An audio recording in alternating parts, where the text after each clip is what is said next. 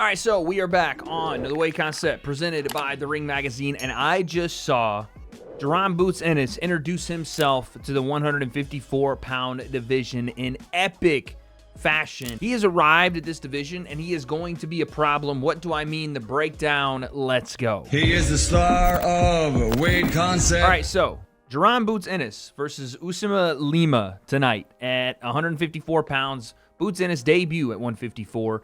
Now, he comes out and stops Lima in about 1 minute and 30 seconds. This was light work for Jaron Boots Ennis. Now, let's be honest. This is not a #1 contender fight of any sort, but Uisma Lima, he's ranked at number 8 by the WBA. He's ranked at number 6 by the IBF, 10 by the WBC. So he's not a high-level guy. He's not a guy it's a world championship caliber when you have the likes of, Sergey Boachuk and Xander Zayas and Sebastian Fundora and Virgil Ortiz and Abbas Barao and, Keith. There's so many other, Israel Madrimov. There's so many other guys that potentially we could be talking about at 154 that are going to be high-level opponents for Jaron Boots Ennis. And we're going to get into that in just a second. But this was still a big-time performance. This is still exactly what Boots needed to do. He needed to come in, make a statement, not only with his fist, but then make a statement on the microphone, and he and Eddie Hearn both did that after the fight. This was light work, honestly, for Jaron Ennis. Again, we wanted to see what the transition from 147 to 154 would look like. Would he still have the explosiveness? Would he still have power? Would his power be better? Would he still be, light on his feet, be able to fight out of both stances? And we're not going to get every answer to that question tonight. What we did get is a powerful, definitive puncher in Jaron Boots Ennis, and a guy that can take a punch, by the way. The exchange that spelt the beginning of the end for Lima tonight was an exchange that both fighters landed in. Boots got tagged with a shot.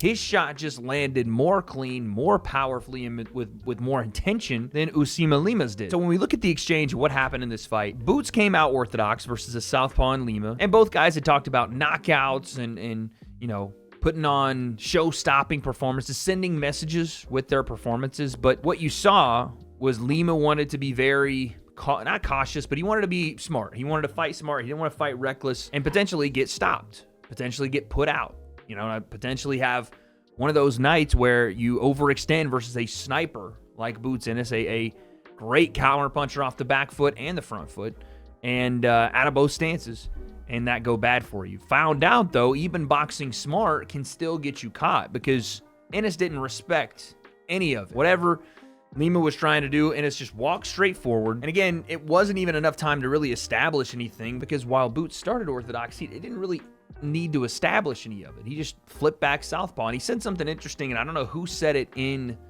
the actual commentary booth. It was Todd Grisham, Sergio Mora, and Chris Mannix, and someone said that Boots was going to switch southpaw at some point, and he liked fighting southpaw against other southpaws because they don't usually fight southpaws. Like, he is someone that's mastered both stances, much like a Terrence Crawford. Would have loved to see that fight at 154. Probably never going to happen. But it is an interesting thing because southpaws do have a little bit of an inherent advantage when fighting right-handed guys because they only usually spar right-handed guys. And right-handed guys usually only spar right-handed guys too because there's not many southpaws out there in every gym that you go to. And if there are some southpaws, they're not great southpaws that you know what I'm saying? So now what ends up happening is that both southpaw fighters, Lima wants to go jab left hand. And something you don't necessarily see a lot out of another southpaw is a counter to a jab left hand by an outside step, leaning to the outside, uppercut underneath the backhand, which is exactly what Jaron Boots Ennis threw, which is crazy. And he gets clipped with the left hand, but I guess just better chin wins here. It's like Boots didn't defend this super well, but he just kind of rolled with the shot, and whilst rolling with the shot, banged the lead hand uppercut, and it was a beautiful, beautiful shot. And then from there, he hurt Lima and swarmed him. Left hand over the top. I think it dropped him actually with the backhand lead hook, chopped him, and then dropped him right there with about a minute into the round. And then when Lima got up, he teed off on him again with 3 or 4 more solid punches. I think dropped him again. And then eventually the referee stepped in, and Lima's corner actually threw the towel as well. This was a dominant performance, which, by the way, is exactly what it should have been. Lima is not a tough, high-level superstar opponent. But he wasn't meant to be for this first fight at 154. It was meant to see how Jaron Boots Ennis gets into this weight class, how he goes along, and honestly for him to send a message, to make a statement that he does exactly what he's supposed to do to lower level competition. And that's essentially buried. Now everything opens up. Now we have the interesting matchups. We have a matchup that Boots called for immediately after the fight was over, which is the fight for, I guess, the WBC interim title, even though Fundora has the belt. His fight called off for supposedly a hand injury. I don't really know if there was more detail on that, but him and Thurman, their fight's off. So he's kind of sitting out for a bit here. The whole event got postponed. So you have Virgil Ortiz. Potentially, he's got a fight coming up, obviously, but he's frustrated with not getting his title shots at 154. Seeing as, hopefully, Virgil Ortiz gets his business done with Erickson Lubin, you can come back and have Virgil Ortiz versus Jaron Ennis.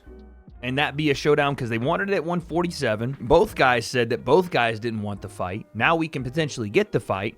And if you can't do that, then Boots got on the mic, and him and Eddie Hearn both said they want Virgil Ortiz, which is probably one of, if not the biggest fights you can make in American boxing right now, let's be honest. I know that neither of them hold the belt, but these two guys are looked at as, if they're going to stay at 54, which may not be the case. I think both guys will end up going up to 160, maybe even 168. But for now, kind of the boogeyman at this weight class. So, of course, that would be an insane fight. But if you can't make that, you have Xander Zayas, who just won the WBO belt. That may be something that Boots would look to. I would favor him in that fight. You have Abbas Barao, who won the WBA belt just recently, and that guy is a fucking monster as well. That would be a fight. I mean, Boots is the interim with the WBA, so that could be a fight to be made as well. You have the IBF belt out there. There's so much that Boots can do right now that has him in a ton of different scenarios for big fights. But the two things I think you can do right away is say, okay, well, he either is going to take the Virgil fight, depending on what happens with Virgil and Lubin, or he's going to go belt hunting.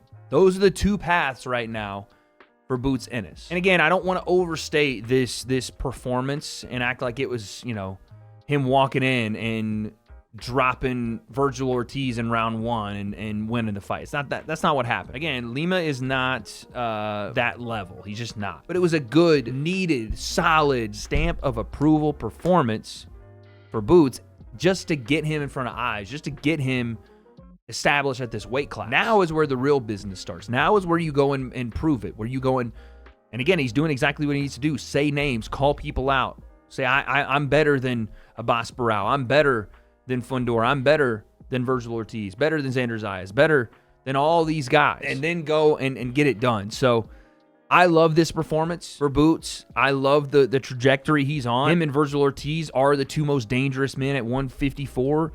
And I think, man, even without a belt, I don't really care, to be honest.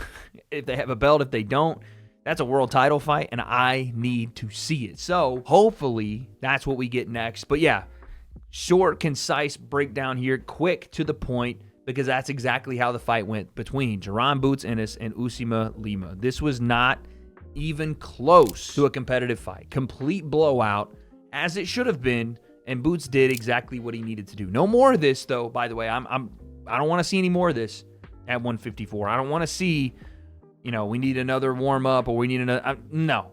We're getting straight to action here. And I want to see what Boots can do at 154. Can he go belt chasing? Can he go hunt all the belts?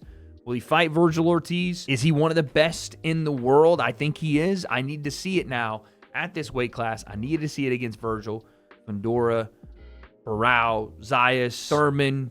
I need to see it against all of them. Hopefully that's what's next, but I don't have those answers. You guys let me know. What did you think of this performance from Jaron Boots Ennis? He wins by first round knockout, making it look easy because it was in his debut at 154 pounds. Don't know what's next, but guess we'll find out.